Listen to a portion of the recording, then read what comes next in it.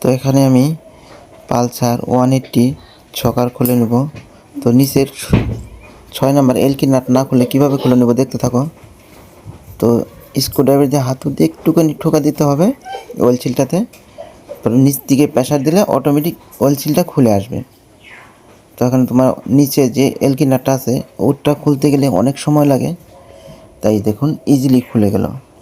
আর খোলার সময় খেয়াল রাখবেন যে অয়েল সিল ওঠানোর সময় যেন ছকার পাইপটি নিচে থাকে, ওঠানো থাকলে পাইপটি দাগ লেগে যাবে, অয়েল সিলটা লাস্টিং করবে না। তো ওখানে আমি অয়েল সিল নিয়ে নিছি। তো অয়েল সিলটি একটি বিয়ারিং দিয়ে বসাবো। বিয়ারিংটি হলো 62.5। আমার কাছে একটি ভাঙা বিয়ারিং ছিল, ওটা দিয়ে লাগাতে সুবিধা হয় আর অয়েল সিলটা ভালো বসে।